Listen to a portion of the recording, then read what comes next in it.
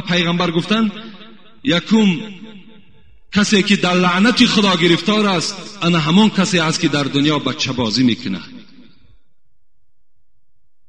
که با این وعیدهایی که الحال گفتم اونها گرفتار میشوند. و دومش کی است؟ دومش پیغمبر خدا گفتن و ناکح بیدی، کسی که با دستی خودش حرام میکنه. اینها هم گفتن در لعنت خدا گرفتار هستند و روز قیامت از عذاب خدا خلاص نیستند. حتی رسول اکرم که در همین شمس الدین ذهبی را باب لواطه گفته، یک باب داره در همین کتابش، میگوید کسانی که با دست خود در دنیا خودشان حرام میکنن اینها روز قیامت دستاشون حامله دار میشود. ای برادرای عزیز، почка айс намед чуде асри 21 ҳисоб мехӯра. то охири видео тамошо кунед. ман мегӯям ки барои чӣ. якумаш санги гурдара бе ягон дард мерезона. қум, рег, намак, чизе ки набоша дар гурда ҳамаша бе ягон дард мерезона. филтратсияи гурдара нағз мекуна, хунукиша мегира, гардиши хуна соз мекуна ва як бисёр фоидаҳои дигар дорад ки вақти хӯрден ба мефаҳмем ки барои чӣ ин чудаи асри 21 буде. ҳамчунин ин бо хондани оятҳои қуръони карим тайёр шудааст ва ҳатто шумо худтон метавонед ки дар ҳамин танаш бихонед. бародарони гиромӣ, агар шумо заказ кардаи бошед дар WhatsApp мо нависед, агар WhatsApp моро надошта бошед дар ҳамин комментария дар омада WhatsApp нависед, мо дар ҷишкаи шумо WhatsApp худро равон мекунем. бародарое ки жилудкашу яза шудагиа ягон чизи хунук мехӯранд, дараш камоша дар мегира ёки вуздути мешава, яки дамш меора, беҳтарин роҳи ҳал жилудок аст ки ширкати шифофармо ба шумо тавсия метиҳад. метавонад ки ҳама ҳамин мушкилиҳоро бартараф кунад ва ҳамчунин воспаление мегира, язвара гум мекунад, ягон микроб гирифтагӣ боша микроба гум мекунад ва ҳамчунин метавонад ки жилудкаи шуморо аз ҳамаи дардҳо табобат кунад. میگوید کسانی که با دست خود در دنیا خودشان حرام میکنن اینها روز قیامت دستاشون حامله دار میشود. مثل زنی که حامله دار میشود دستای اینا حامله دار میشوند و مردم میفهمند که اینها در دنیا جوانهای بودند که با دست خودشان حرام میکردند. اینها در میدان قیامت شرمنده میشوند. رسول اکرم میگوید کدام جوانی که یا معشر الشباب من استطاع منکم باءة فلیتزوج، کدام ای جوانی که کدام قدرت دارین، پیغمبر گفتن شما زن گیرید، فانه احسن للبصر اغض للبصر و احسن للفجر، زیرا که ناموس شما را، این زنداری شما، چشم شما را، ناموس شما را محافظت میکند. و من لم یستطیع، پیغمبر گفت کدام جوانی که اگر قوت زن گرفتن ندارد فعلیه بالصوم فانه له وجاء، این بخاری روایت کرده است. پیغمبر گفتن که مادام جوانی که قوت زن گرفتن ندارد با دست خودش را حرام نکند بلکه وی روزه گیرد. گفتن پیغمبر زیرا روزه گفتن وی را شهوتش را میشکند، شهوتش را نابود میکند. این از توصیه پیغمبر خدا برای ما و شما. برادرای عزیزی که قرآن خونده نمیتونیم با زبان عربی، اینا با ترجمه تاجیکی و همچنین با حرفای کریلیکی طرز خوندن قرآن. اینا بسم الله الرحمن الرحیم، به نام خداوند بخشنده و مهربان. هم زبان عربی قدی نویسه، هم با زبان کریلیکی طرز خوندنش، هم ترجمهش هست. انا اعطیناک الکوثر فصل لربک وانحر. اینا یکم آیت به درستی که ما تو را کوثر عطا کردیم. یکم آیت نیم انا اعطیناک الکوثر. هر یک آیاتی که میخونه ترجمهش هست، هم با زبان عربی نویسه، هم با زبان کریلیکی نویسه، هم ترجمهش با زبان تاجیکی هست. السلام علیکم و رحمت الله و برکاته. شما را مادامی که من از خاک پیدا کردم، میگد خدا، و فیها نوعدکم، باز شما البته به خاک مبدل میشین. خاک بودین، باز به خاک مبدل میشین. و فیها نوعدکم و منها نخرجکم تارة اخرى، باز از همین خاک روز قیامت وقتی که امر به زنده شدن شما می شود، شما باز از همین خاک سر می بردارین. شما خاک از خاک پیدا شدین، به خاک رجوع میکنین، باز از همین خاک روز قیامت شما سر می بردارین. اگر چندی سلیمانی به خاک دهر یکسانی، اگر چندی سلیمانی سلیمان بی نهایت بای بود حضرت داوود بچش.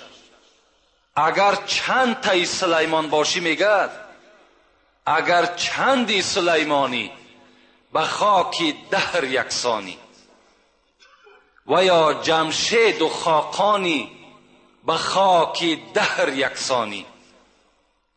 اگر قند و عسل نوشی اگر قند و عسل نوشی اگر ملبوسی زر پوشی به ماهرویان در آغوشی به خاک دهر یکسانی.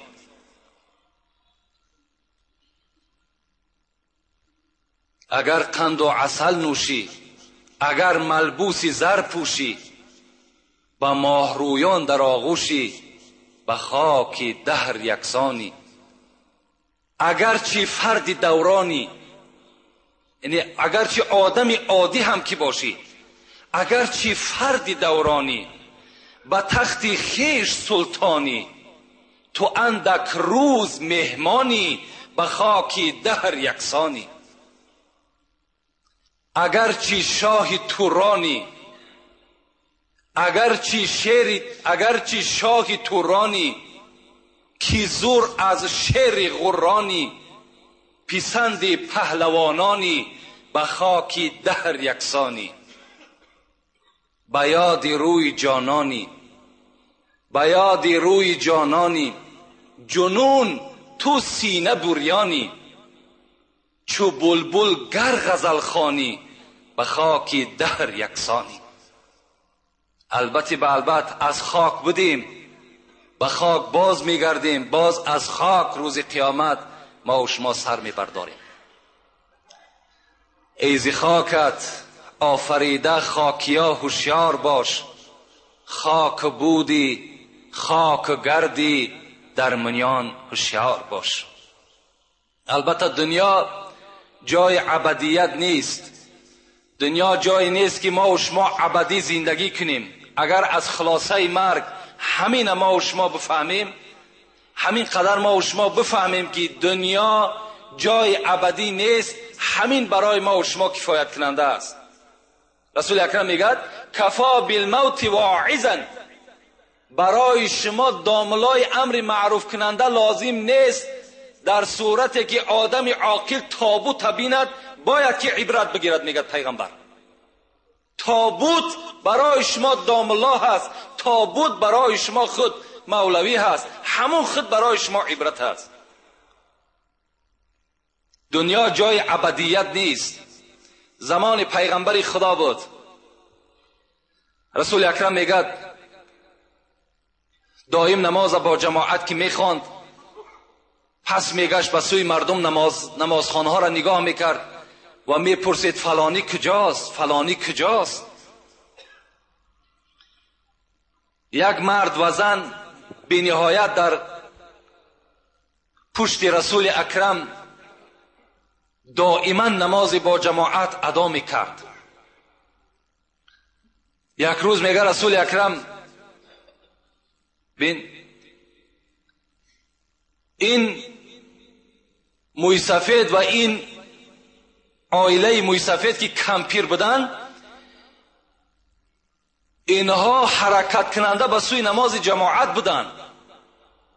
امروز خدا ما و شما را تن صحت داده است، سلامتی خوب داده است، مسجدهای کشاده که باز میگم غنیمت هستند، اینها را داده است. ما و شما به این قدر نعمت خدا نمیرسیم.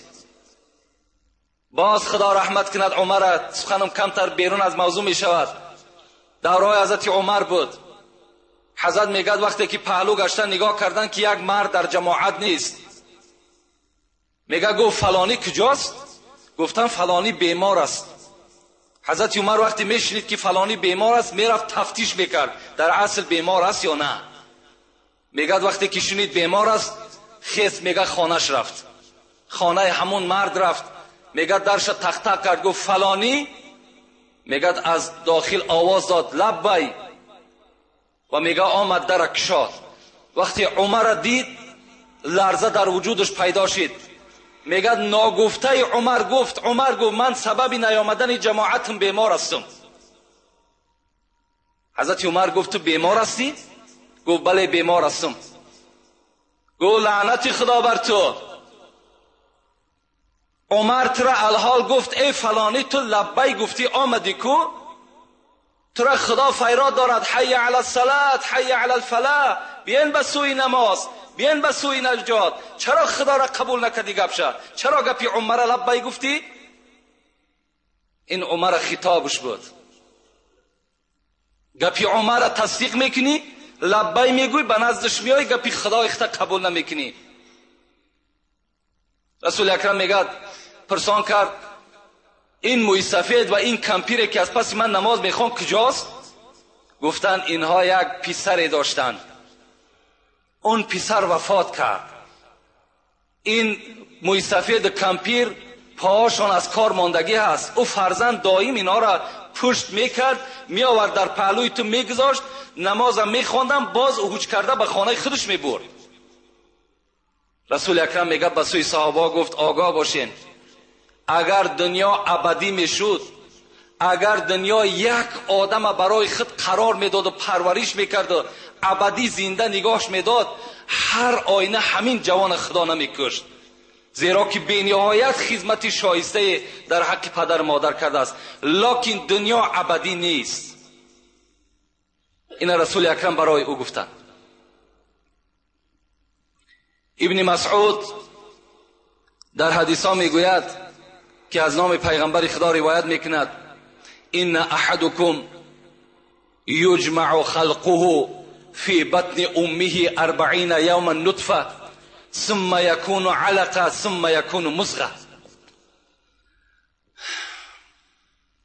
پیغمبر خدا گفته است با درستی این که فرزند آدم در شکم مادرش 40 روز همان آبی که در رحم مادر غلطیدگی هست، در بچه‌دان زن افتیدگی هست، همون آب 40 روز قرار می ایستد، هیچ تغییرات در او آب پیدا نمی شود. ثم یکون علقه، بعد 40 روز این آب رسول اکرم گفت به خون تبدیل می شود. 40 روز دیگر خون می ماند. ثم یکون مضغه، بعد 40 روز پس دیگر این به گوشپاره تبدیل یافتگی، بعد آهسته آهسته از هر موضع او اعضاهای انسان تشکیل شدن میگیرد. ببین در دوام 120 روز 40 روز آب است، 40 روز خون است، 40 روز دیگر گوشت است. 4 ماه، در دوام 4 ماه این الکی به شکل انسانی از 4 ماهگی تبدیل می‌یابد تا 120 روزه. اگر فتوای امروزه میگد اگر زن بخواهد که ابورت کند، یعنی فرزند سقط میگیم، اگر نابود کند جایز است، لیکن بعد 4 ماهگی دیگر جایز نمی شود، حکم قتل در بین پیدا می شود، همچنانی که فرزند خودش قتل کرده است. اینا فتوا میگد. خب ثم یرسل علیه الملک فینفخ فیه الروح. پیغمبر گفت بعد 120 روز در همین جنین، در همین فرزندی که در شکم مادر است، خداوند یک ملائکه روان میکند که در او جان بدم. جان در وجود او فرزند داخل می شود و یکتب به اربع کلمات. به همین طفلی که در شکم مادر است 4 کلمه نویسانده می شود. خداوند امرش میکند اولا جان در وجود او داخل کن، بعد 4 کلمه را در تقدیر او کتابت کن. این 4 کلمه چیست؟ اجله، عمله، رزقه، سعید و شقی. بنویس که چند سال عمر میبیند، بنویس کدام عملها را در دنیا انجام میدهد و باز کتابت کن چه مقدار رزق روزی دارد و 4م کتابت کن که اینه که از شکم مادر بیرون میشود بدبخت است یا نیکبخت. این شب کتابت کن. این یک حجت از نام خدا میگیرد، او را آمده در تقدیر همون انسان چکار میکند؟ مینویسد. خب این مطلب من از این حدیث چیست؟ وقتی که انسان دم آخرش می شود، بین باز 5 ملائکه نزد جان گرفتن او می آید. یکمش داخل می شود، می گوید السلام علیک یا عبدالله، ای بنده خدا، سلام و رحمت خدا بر تو. اگر بنده نمازخوان و بنده خدا ترس باشد، هم معامله از جانب این 5 ملائک پیش از جان دادن می شود. می گفت است السلام علیکم ای بنده خدا، انا مؤکل به ارزاقک. اگرچه رزق رسانی تو خدا بود، لیکن من همون ملائکه بودم که او رزق به تو می آوردم می رساندم. فطلبت الارض شرقا و غربا فما وجدت من رزقک لقمه.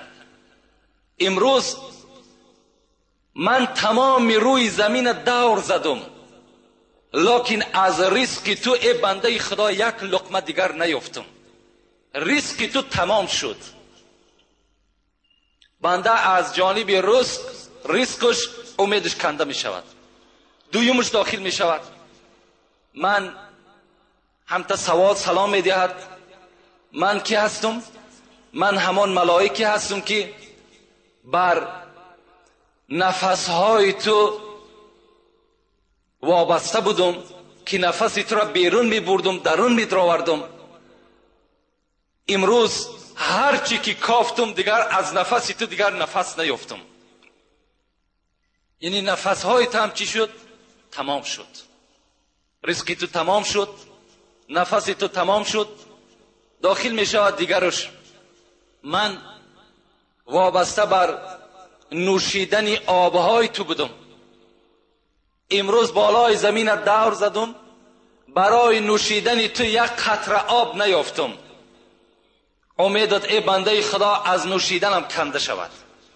از نوشیدنم بنده در او حالت چی می شود؟ امیدش کنده می شود. دیگرش داخل می شود، می گوید من وابسته بر قدم های تو بودم، که قدم تو را پیش می بردم پس می بردم به حکم خدای تو. امروز بالای زمین دور زدم، لیکن در هیچ جا دیگر تو قدم زده نمی توانی، قدم تو هم کنده شد. پنجمش می گوید من وابسته بر اجل تو بودم، وابسته بر روزهای تو بودم. امروز هرچی که سراغ کردیم بالای زمین، دیگر از حیات تو هیچ روزی نیافتم. بنده از این شنیدن اینها البته آگاه می شود که من دیگر در این دنیا قرار من، حیات من تمام شد. این ملائکایی که از اول آمدن چه ها کردن؟ ملائکی که آخر آمد چرا البته انجام داد. عبدالله ابن عمر ابن العاص میگوید کان ابی کثیرا ما یقول اینی لا اعجب من الرجل. همین عبدالله ابن عمر ابن العاص، این اون عمر نیست، میگوید من پدر داشتم، پدرم عاص نام داشت.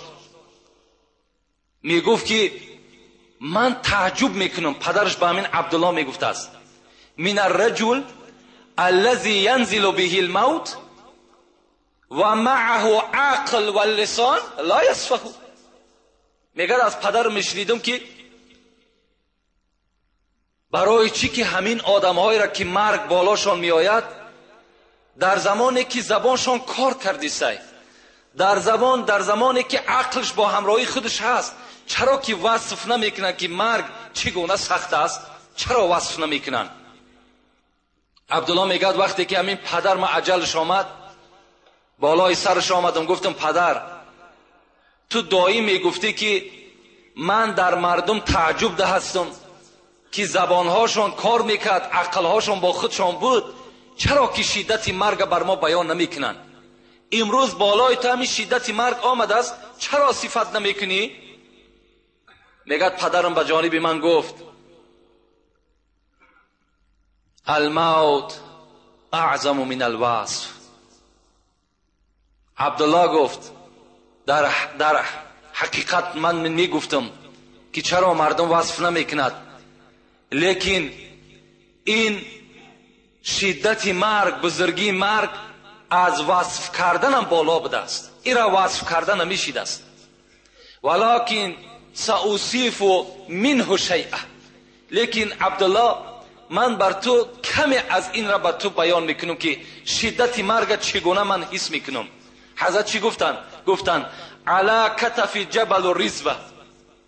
الحال گفت عبدالله من حس میکنم که من نمیدانم که بالا همین کتفی من همون کوی رزوان هست یا نه، لکن حس کرده ایستادم که همون کتفی من ده یک کوی کلانی که در پهلوی خانه داریم بالای کتفی من است. من کتف مجموعانده نمیتونم. من همتا تصور کردیستم. و دویم چیزی که حس میکنم الروح تخرج من ثقب الابره. همون پلوشی سوزن میگه ما و شما. آیا همون سوراخی سوزن گفت دیده عبدالله؟ حس میکنم که نفسی من فقط به همون سوراخی برآمده است. چنان یک مشکلات بالای من آمده است که همین شدت مرگ هم تا حس کردم بالای کتفم یک کوه هست و نفسی من به مثل همون سوراخی سوزن میبراید. و فی جوفی در شکمم باشد شوکتون اوسج. در داخل همین روده های من حس میکنم که بوته خار مرغلان داخل است که هر یک رگ مرا او میخلاند. همچنان گو حس میکنم. و دیگر وصفی که بر تو کنم گو عبدالله این است که من در همین زمینی که خوابم الحال زمین آسمان در بالای من نزدیک آمده است. فکر میکنم که بین این الحال من جقیده میشم. آیا همته هست؟ عبدالله که میفهمید اینها یعنی علاقه در بگیم یک خیالات این بنده، علاقه در روح این بنده گذشته است. خدا همتا شدت مرگ به بنده همتا ایشان میتد اگرچه چشم انسان او را نمیبیند. اینا البته شدت مرگ هستند، شدت موت هستند. مرگ البته آمدنی هست، در آمدن مرگ هیچ شک و شبهه‌ای نیست. شاعر عرب میگه الموت یأتی بغتة. مرگ ناگهان به سر بنده مؤمن می آید. مرگ پیشکی حجت ندارد، پیشکی یگان دستخط ندارد، یگان مکتوب روان نمیکند، بلکه ناگهان به بالای بنده چکار میکند؟ هجوم میکند. در هر حالت ما و شما البته تیار باشیم. چگونه ای که رسول اکرم پرسیدند من اکیس الناس، من اکرم الناس، زیرکترین مردم کی است؟ کی است؟ از همه زیرک، از همه چقان، از همه هوشیار کی است ای پیغمبر خدا؟ و کی است از همه دیدن مکرمترین انسان در نزد خدا کیست؟ رسول اکرم چی گفت؟ گفتند من یذکر الموت،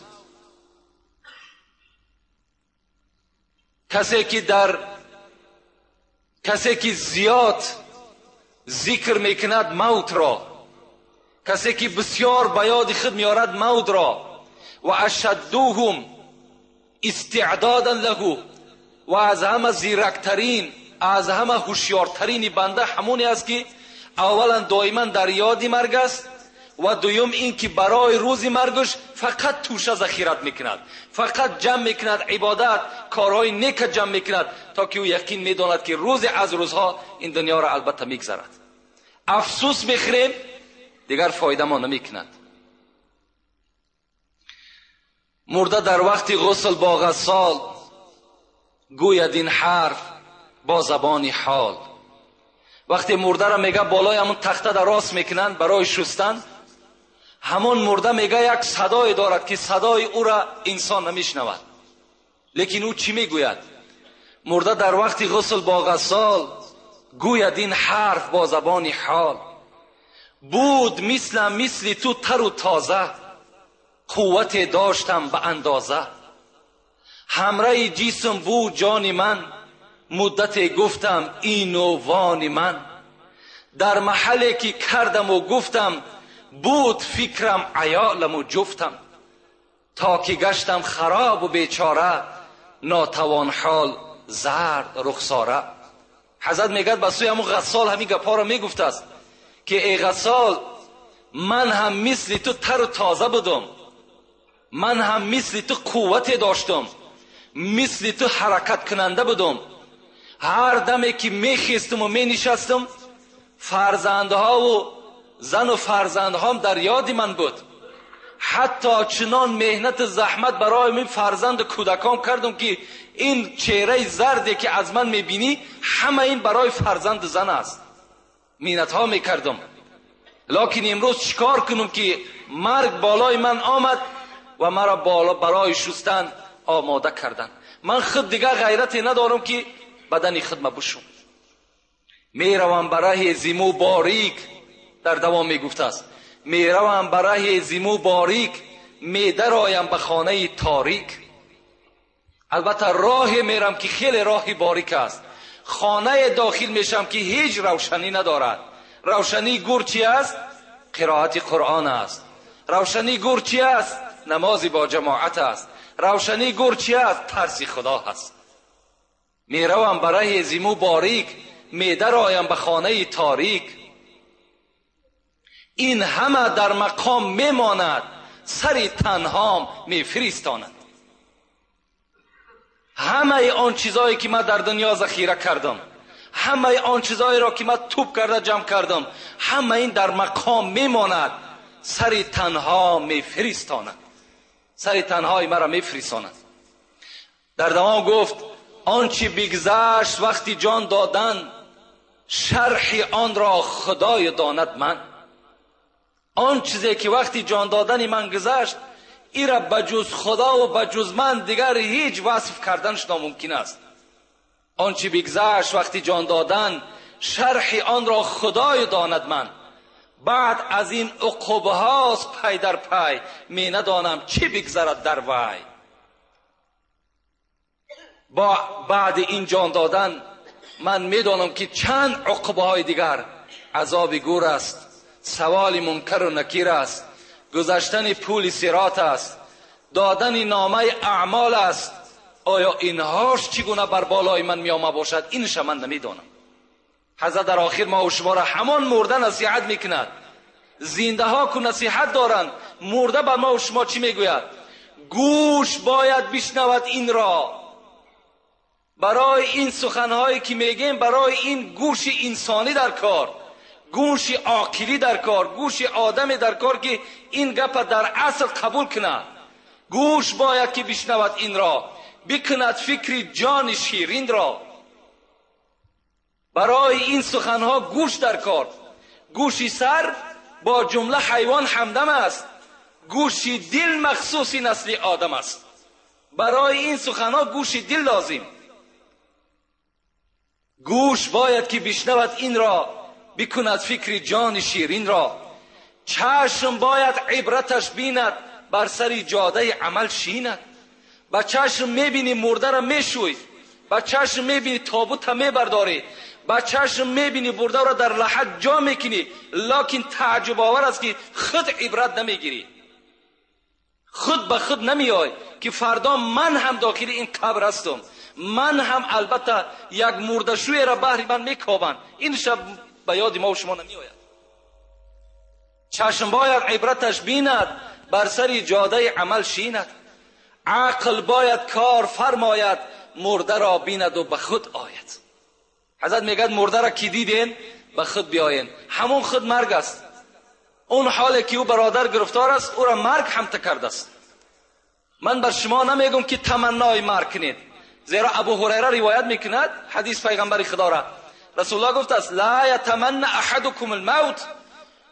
امتان من، شما مرگ آرزو نکنین. نگین که خدایا مرا تیسر از دنیا ببر. ایرا نگین که شما گناهگار میشین. نگین که خدایا مرا تیسر از دنیا ببر. برای چی؟ برای این است که رسول الله میگد که لعلکم یزداد، اما محسنا لعلکم یزداد. اگر تو آدمی نیکوکار باشی شاید نیکیت زیاد شود. و این کان مسیئا، اگر تو گناهگار باشی لعلکم یستعتبه، شاید که تو توبه کنی و به سوی خدا باز بگردی.